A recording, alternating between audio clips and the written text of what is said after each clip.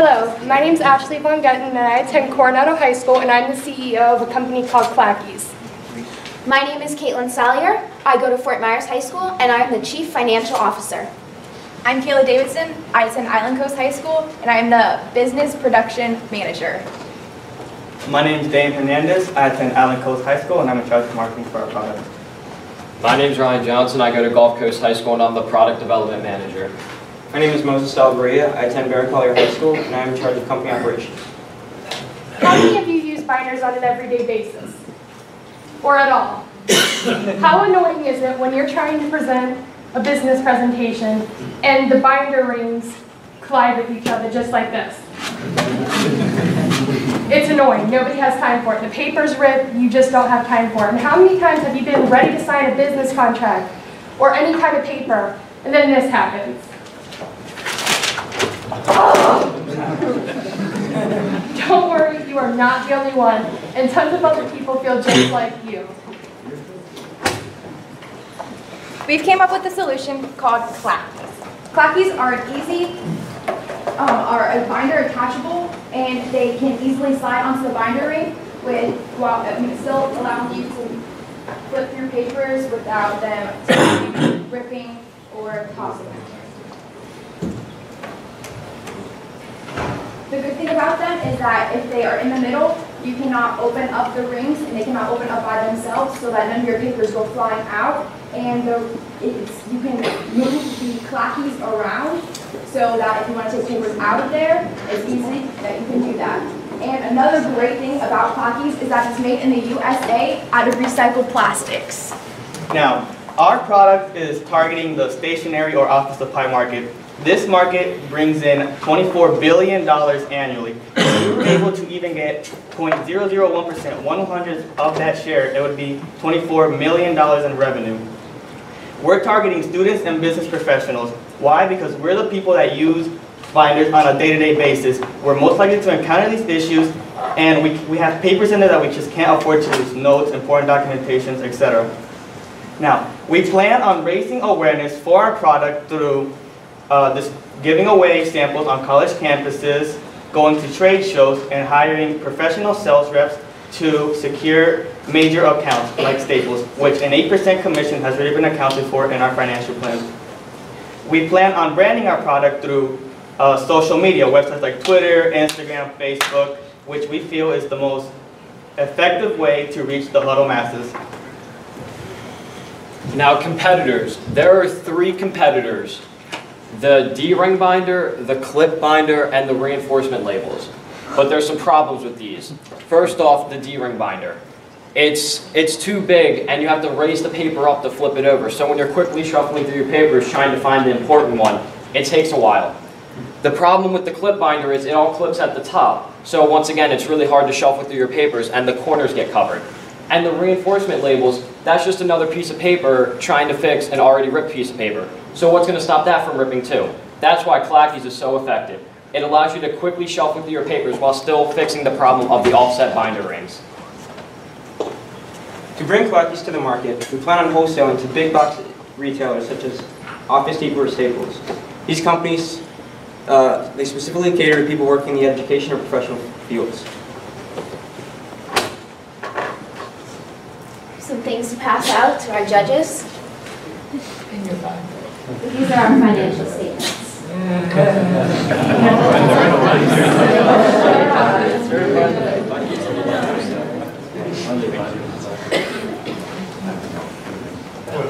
Exactly. Try to flip that. In the first year, our projected sales are 390,000 units. Wholesaling at $2 a piece, our revenue will be $780,000. CLACKEEZ costs 60 cents per unit to manufacture. That includes labor, shipping, and materials. When we subtract the cost of goods sold from the revenue, our gross profit is over $400,000. When we subtract all other expenses, including hiring one sales rep to secure major accounts, obtaining licenses and insurance, we find that our net income in the first year alone is over $250,000. By the 5th year, Our net income is over $2.6 million a year. During year 2, we expect a growth rate of over 200%. We expect to do this by acquiring other big retailers such as Walmart. By year 3, we expect this number to maintain at around 100%. Our startup costs are going to be about $135,000. We are asking for a $150,000 investment in exchange for 20% equity in our company. We will use this money to hire a sales representative to secure major accounts like Staples and Office Depot, to obtain licenses, insurance, and also to produce 100,000 units of CLACKEEZ. So, what do you say? With your help, we can bind our way to success.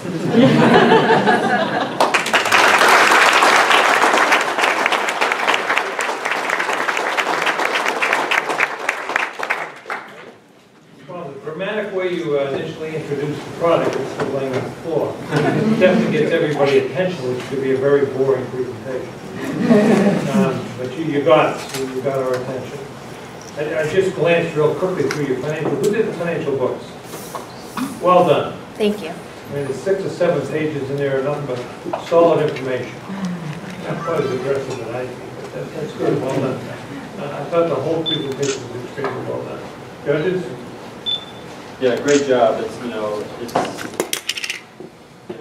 you guys did, I think, probably the best job of all the presenters of not looking back at the screen. You got focused on us, the judges, and the audience, and you can turn around, and some of you guys had to memorize a lot of stuff in just a few days, like all these numbers by answer. And I was watching how you did that. You never looked at notes, you never looked back there. So it was a great job doing that. A lot of really good presenters don't even do it that well. And then the question I have is, who do you think your customer really is? Are you going after the right customer? Is the customer individual consumer, or do you think your customer might be a business, like a binder manufacturing company, and just sell them the patent or the license or royalties on this? Well, the reason think about that, and how did you come up with that? Well, the reason we chose not to license is because we think that the binder companies plan for their binders to break, and they want to get those sales. So if we're going to license something to them that makes their binders last longer, why would they be interested in that if they want to sell more binders? So what we're going to do is wholesale. We're going to sell business to business. We're going to try to get major accounts, and then eventually that goes to the consumer. And the product is going to retail at $3, even though we are going to wholesale it at $2. Great presentation. Curious why in year 1, with $780,000 in revenue, you had no credit card fees.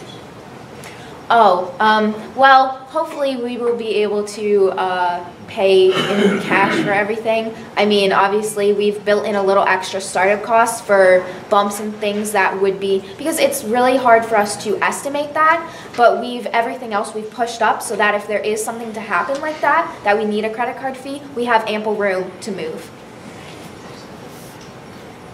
One other question on the advertising. Just curious why you have that black. And now with social media, your organic reach is less than 5%. Facebook has changed their algorithm. You pay for almost all of your views. So I was curious why that stayed static despite the very dramatic increase in revenues. About the 10,000? Well, hopefully as people start buying this product, obviously it's a need that everyone has. So people are going to tell their friends. So as the product grows, we're just going to get smarter at where we advertise and who specifically we target. We know that we want to go for students and business professionals, people who work with binders, but we are not going to need so much money in advertising because it is such a prevalent problem. I use a lot of binders in my business, and they get old and then they break, and we reuse them and we give them to our clients, and those don't break. I would suggest you sell it to the binder manufacturers, because if I could buy a binder that came with these, I would buy that binder over any other binder on the market.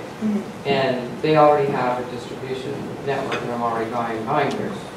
But I think it's a great idea. I think you did a great presentation.